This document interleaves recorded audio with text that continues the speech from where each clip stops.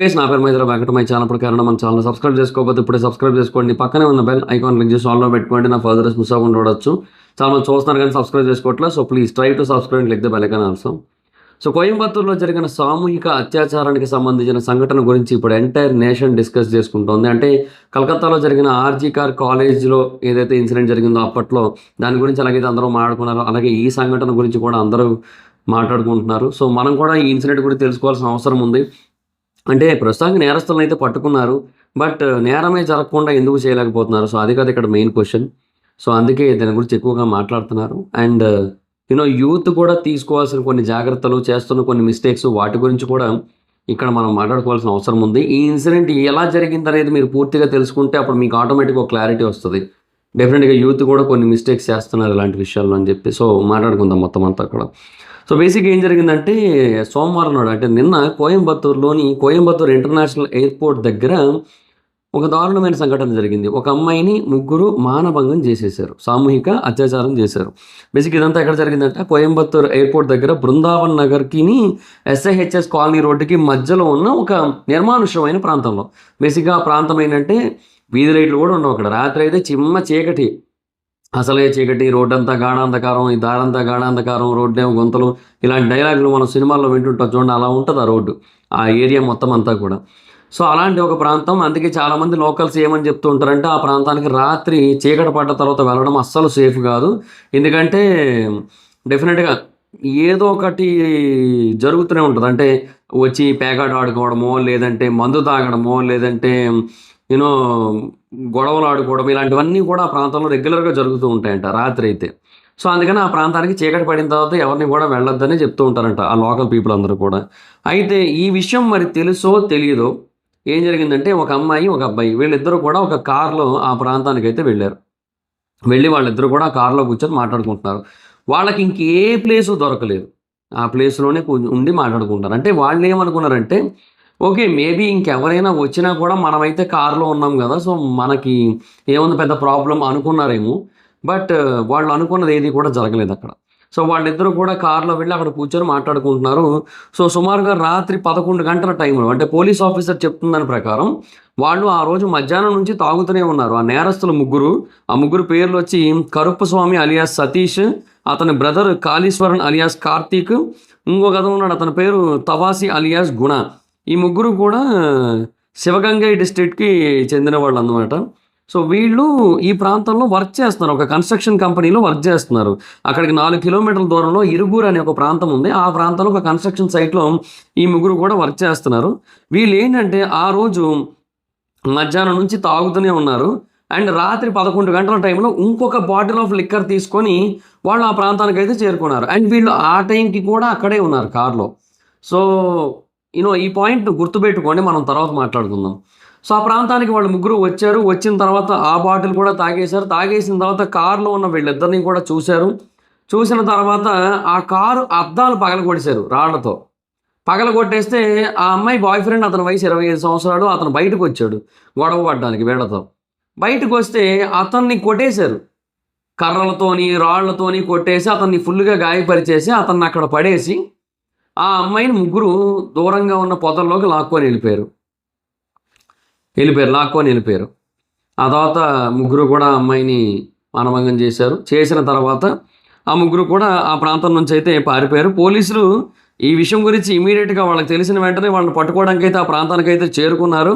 But అప్పటికే వాళ్ళు పారిపోయారు ఆ ప్రాంతం నుంచి. బట్ సుమారుగా 300 మంది పోలీస్ ఆఫీసర్సు చాలా సీసీ కెమెరాస్ని చెక్ చేస్తూ కాన్స్టెంట్గా వీళ్ళని మానిటర్ చేస్తూ, అంటే అక్కడ ముందు వేరే దగ్గర ఉన్న సీసీ కెమెరాస్ ఆధారంగా వాళ్ళే అని చెప్పి ఒక క్లారిటీ తెచ్చుకొని, తర్వాత వాళ్ళు ఎటు వెళ్ళారు, ఏం చేస్తున్నారు, ఇవన్నీ కూడా తెలుసుకొని ఒక క్లారిటీ తీసుకున్న తర్వాత వాళ్ళని పట్టుకోవడం కోసం చాలా హెవీ లెవెల్లో పోలీసులను అయితే ఆ ప్రాంతంలో మోహరించేలా చేసి వాళ్ళని కంప్లీట్గా వెంటాడి ఫైనల్గా వాళ్ళు అప్పటికీ కూడా పోలీసుల్ని గాయపరిచి పోలీసుల మీద దాడి చేసి పారిపోవడానికి ట్రై చేస్తూ ఉంటే వాళ్ళ కాళ్ళ మీద షూట్ చేసేసి మరి వాళ్ళని పట్టుకోవడం జరిగింది. యాక్చువల్గా ఆ బ్రదర్స్ ఎవరైతే ఇద్దరు ఉన్నారో వాళ్ళిద్దరికి కూడా 2 బుల్లెట్లు తగిలాయి కాళ్ళల్లో.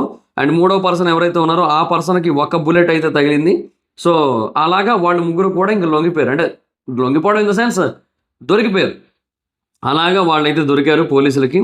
సో ప్రస్తుతానికైతే పోలీసులు వాళ్ళందరినీ కూడా హాస్పిటల్లో ఉంచి ఆ కాళ్ళకి ట్రీట్మెంట్ అనేది చేసి ఆ తర్వాత వీళ్ళ మీద కేసెస్ అయితే బుక్ చేశారు.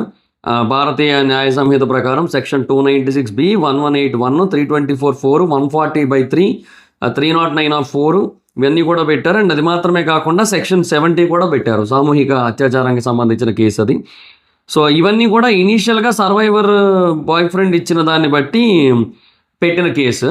తర్వాత సర్వైవర్ ఇచ్చిన స్టేట్మెంట్ ఆధారంగా పెట్టిన కేసు లాస్ట్ది సెక్షన్ 70.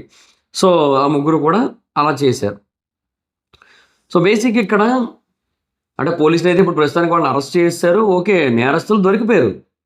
అండ్ ఆ అమ్మాయికి అయితే కౌన్సిలింగ్ ఇస్తున్నారు, ఆ అబ్బాయికి వేరే దగ్గర ట్రీట్మెంట్ జరుగుతుంది. ఇద్దరు సేఫ్గానే ఉన్నారు ప్రస్తుతానికి. ఇద్దరికి కూడా ఎటువంటి ఇబ్బంది అయితే లేదు. సో వాళ్ళ ప్రాణాలకు కానీ ఎటువంటి అంటే అంటే శారీరకంగా కానీ ఎటువంటి ఇబ్బంది అయితే లేదు ప్రస్తుతానికి. అమ్మాయికి అయితే కొంతవరకు ఇబ్బంది ఉంటుంది, బట్ అబ్బాయికి అయితే కొంతవరకు రికవర్ అవుతున్నాడు. సో ఇది ప్రస్తుతానికి వాళ్ళిద్దరిది ఫిజికల్ కండిషన్. సో ఓకే, బాగానే ఉంది. కానీ అసలు ఇక్కడ మనం ఆలోచించాల్సిన విషయం ఏంటంటే అక్కడ లోకల్ పీపుల్ చెబుతున్న 2 పాయింట్లు. ఫస్ట్ ఆఫ్ ఆల్ ఆ ఏరియా కోసం మాట్లాడుకుందాం. వాళ్ళు ఏమంటున్నారంటే అక్కడ అసలు వీధి లైట్లు కూడా లేవు. రెండోది, లోకల్ పెట్రోలింగ్ పోలీసులు ఎవరైతే ఉంటారో వాళ్ళు ఈ ప్రాంతంలో అస్సలు తిరగరు. సో ఎందుకు తిరగరు? ఈ ప్రాంతం ఏం చేసింది? మిగతా ప్రాంతాల్లో ఎలాగైతే తిరుగుతుంటారో అలాగే ఇక్కడ కూడా తిరగాలి కదా. సో 11 దాటిందంటే డెఫినెట్గా ఆ ప్రాంతంలో ఏం జరుగుతుందో, ఎవరు ఉంటున్నారో, అసలు ఎవరు వస్తున్నారు అక్కడికి అని చూసుకోవాల్సిన అవసరం ఉంది. వాళ్ళందరినీ అక్కడ నుంచి తరమాల్సిన అవసరం పోలీసుల మీద ఆ బాధ్యత ఉంది కదా. వాళ్ళందరూ చెయ్యట్లేదు, ఆ పెట్రోలింగ్ అనేది జరగట్లేదు. అదే కనుక జరిగినట్టయితే అసలు ఇలాగా జరగకపోను కదా అనేది అక్కడ లోకల్ పీపుల్ వెర్షన్.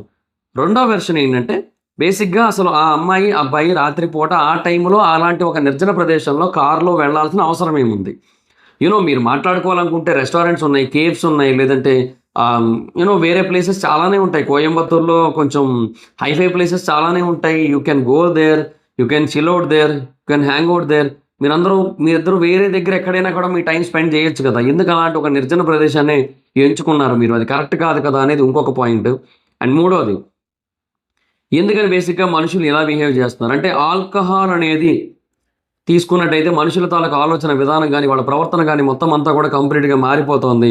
సో ఆల్కహాల్ని ఒక టైం వరకు మాత్రమే ఇవ్వాలి. ఆ టైం తర్వాత ఆల్కహాల్ని ఇవ్వకూడదు, సర్వ్ చేయకూడదు, అమ్మకూడదు, బ్యాన్ చేయాలి ఒక టైం దాటిన తర్వాత అని చెప్తున్నారు. కొంతమంది అయితే అసలు కంప్లీట్గా ఆల్కహాల్ బ్యాన్ చేయాలని కూడా చెప్తున్నారు, అది కూడా ఉంది. బట్ ఆల్కహాల్ని కంప్లీట్గా ఏ గవర్నమెంట్ బ్యాన్ చేయదు, ఎందుకంటే దాని మీద చాలా పెద్ద స్థాయిలో వాళ్ళకి ఇన్కమ్స్ అయితే జనరేట్ అవుతూ ఉంటాయి కాబట్టి వాళ్ళైతే బ్యాన్ చేయరు. సో ఇంకొకటి, వీళ్ళ మీద వేరే కేసులు కూడా ఉన్నాయి ఆల్రెడీ. వీళ్ళ మీద ఇంతకు ముందు కూడా హత్యకి సంబంధించినవి, దొంగతనానికి సంబంధించినవి కేసులు ఉన్నాయి. ఆ కరుప్పస్వామి, కాళీశ్వరన్ అనే ఇద్దరు రీసెంట్గా ఎరోడ్లోని సత్యమంగళం అనే ఒక ప్రాంతంలో ఒక దొంగతనం కేసు కింద జైలుకి వెళ్ళి బెయిల్ మీద బయటకు వచ్చారు. ఒక నేరస్తుడి తాలూకు ఆలోచన విధానం ఎప్పటికైనా సరే నేరస్తుడిలాగే ఉంటుంది.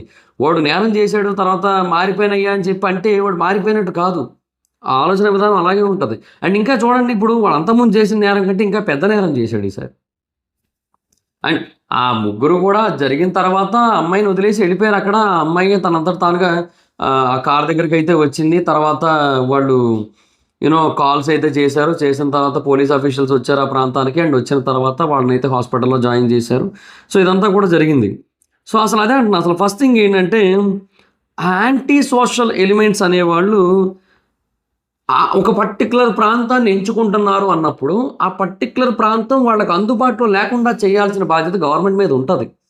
ఇప్పుడు సిటీలో ఏవైతే అబాండెండ్ ప్లేసెస్ ఉంటాయో, అది కోయంబత్తూరు అవని, చెన్నై అవని, వైజాగ్ అవని, హైదరాబాద్ అవని, బెంగళూరు అవని, ముంబై అవని, ఢిల్లీ అవని, ఏదైనా అవని అబాండెండ్ ప్లేసెస్ ఏవైతే ఉంటాయో అంటే బేసిక్ ఇక్కడికి ఇక జనాలు వెళ్ళరు అనే ఒక ఫీలింగ్ ఉంటుంది చూడు. అలాంటి కొన్ని ప్లేసులు ఏవైతే ఉంటాయో వాటికి పోలీసులు నిరంతరం మానిటర్ చేస్తూనే ఉండాలి. వాటి మీద ఫోకస్ పెడుతూనే ఉండాలి, వాటి మీద నిఘా పెట్టాలి. వాటిలో ఎవరు కూడా వెళ్ళడానికి వీలు లేకుండా చేయాల్సి ఉంటుంది అక్కడ. బట్ అలా చెయ్యట్లేదు. సో అది కదా ప్రాబ్లం ఇక్కడ. అండ్ యూత్ కూడా రాంగ్ టైమ్స్లో రాంగ్ ప్లేసెస్కి వెళ్తూ రాంగ్ సిచ్యువేషన్స్లో ఇరుక్కుపోతున్నారు. ఎందుకు అలా? So that is the key problem ఇక్కడ. నేనేది అదే, బేసిక్గా వాళ్ళు కూడా ఆ టైంలో అక్కడికి వెళ్ళకపోయి ఉంటే maybe they will be in a safe position. అంటే వాళ్ళు మాట్లాడుకోవడానికి ఇంకొక బెటర్ ప్లేసెస్ ఉన్నాయి. కోయంబత్తూర్లో ఇన్ కేసు వాళ్ళకి కావాలనుకుంటే చాలా బెటర్ ప్లేసెస్ అయితే ఉంటాయి కదా. సో వాటన్నిటిని కూడా వాళ్ళు చూస్ చేసుకొని ఉండొచ్చు. బట్ వాళ్ళేమో అవేమీ చూస్ చేసుకోకుండా వాళ్ళు డైరెక్ట్గా అలాంటి ఒక ప్లేస్కి వెళ్ళడం వల్ల జరిగిన ప్రాబ్లం ఇదంతా కూడా. కోర్స్ కోయంబత్తూర్లో బీచ్ ఉండకపోవచ్చు, బట్ చాలా లేక్స్ ఉన్నాయి. అండ్ ఆ లేక్స్ చుట్టూ చాలా పార్క్స్ ఉన్నాయి, చాలా మ్యూజియంస్ ఉన్నాయి, చాలా చాలా ప్లేసెస్ ఉన్నాయి. So many places are there. ఏమో. సో అదే అంటున్నా.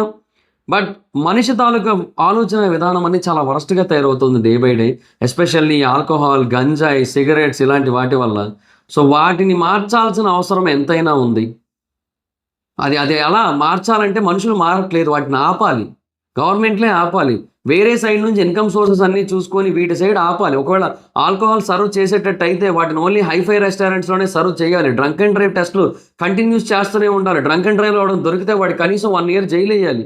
ఇలాంటివన్నీ చేస్తే కొంచెం మారతారు. తాగి డ్రైవింగ్ చేయకూడదు. తాగి బయటికి రాకూడదు. తాగి కావాలంటే ఇంట్లో మూసుకొని పడుకోండి అనే ఆలోచన తీసుకురావాలి.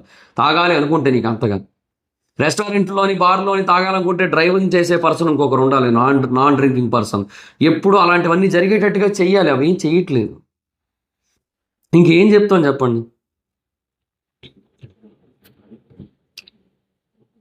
సో, ప్రస్తుతానికైతే వాళ్ళందరినీ అరెస్ట్ చేశారు. వాళ్ళని మేబీ తర్వాత కోర్టు ముందు ప్రొడ్యూస్ చేస్తారు. తర్వాత వాళ్ళందరినీ కూడా జైలుకి పంపిస్తారు. అదంతా ఓకే. అండ్ వాళ్ళు ఆ బైక్ ఏదైతే వాళ్ళు వచ్చారో, ఆ బైక్ కూడా దొంగతనం చేసిన బైకే అంట. ఆ బైక్ కూడా తీసుకొనొచ్చి ఆ కారు దగ్గర వదిలేసి ఎళ్ళిపోయారింక. జరిగింది అంటే భయపడి మొత్తం అంతా చేసిన తర్వాత ఇంక అక్కడి నుంచి పారిపోయారు. ఆ బైక్ కూడా వదిలేసి పారిపోయారింక అక్కడి నుంచి. అది పరిస్థితి. సరే ఇంకేం చెప్తాం ఇంక. మనం ఎన్ని మాట్లాడుకున్నా ఇలాంటి నేరాలైతే ఆగట్లేదబ్బా. బట్ అట్‌లీస్ట్ ఇలాంటి వాటిని చూసి మనం కొద్దో గొప్పో ఏమంటారు? మనం రియలైజ్ అవ్వడమో, లేదంటే మనము యూ నో ఇలాంటి సిట్యుయేషన్స్ మనకి ఎదురైతే ఏంటని చెప్పి ముందు జాగ్రత్తగా ఉండడము, మన మైండ్‌లో కంటిన్యూస్‌గా అలాంటి ఒక ఇన్సిడెంట్స్ గురించి కాన్షియస్‌గా ఉండడము, ఇలాంటి పొరపాట్లు మనం చేయకుండా ఉండడము, ఇలాంటివేమైనా ఎదురైతే ఎలాగా మన సేఫ్టీ ఎలాగా అనేసి కొన్ని ప్రికాషన్స్ తీసుకొని లైక్ ఏదైనా చాకో, లేదంటే ఏదైనా పెప్పర్ స్ప్రేనో ఇట్లాంటివన్నీ పెట్టుకొని ఉంచుకోవడం. ఇట్లాంటివన్నీ కూడా చాలా మ్యాండేటరీ అబ్బా. అవన్నీ కూడా రెగ్యులర్‌గా మన మైండ్‌లో తిరుగుతూ ఉండాలి. అవేమీ లేకుండా we want to live our life, we want to spend our life అంటే నో. We are living in a Jurassic park. We are living in a jungle. Concrete jungle. Concrete jungle అనే పదం ఎందుకొస్తది యాక్చువల్లీ? కాంక్రీట్స్‌తో నిండిపోయింది కదా అని చెప్పి అలా అంటారు. కానీ యాక్చువల్‌గా మనం క్రూర మృగాల మధ్య ఉన్నాం. సో, అందుకు we have to say it is a concrete jungle. Because it's a concrete and it is jungle కాబట్టి. సో, అవన్నీ గుర్తుపెట్టుకోండి. సో, అమ్మాయిలందరూ కూడా జాగ్రత్తగా ఉండండి అంతే. అంతకంటే ఇంకేం చెప్తాం ఇంకా. So that's it guys. Thanks for watching the video. Video మీకు నచ్చితే లైక్ చేసి వీడియోని మీ సోషల్ మీడియా ప్లాట్‌ఫామ్స్‌లో షేర్ చేయండి. ఇప్పుడో ఎవరైనా మన ఛానెల్ సబ్స్క్రైబ్ చేసుకోకపోతే ఇప్పుడే సబ్స్క్రైబ్ చేసుకోండి. పక్కనే ఉన్న బెల్ ఐకాన్ క్లిక్ చేసి ఆల్‌లో పెట్టుకోండి. నా ఫర్దర్స్ మిస్ అవ్వకుండా చూడొచ్చు. చాలా మంది చూస్తున్నారు కానీ సబ్స్క్రైబ్ చేసుకోవట్లే. So please try to subscribe, click the bell icon also. నా ఇన్‌స్టాగ్రామ్ ఐడి ఎవరైనా ఎక్కడొచ్చి ఫాలో అవ్వచ్చు. Thank you so much. Bye bye. Next video. Bye by.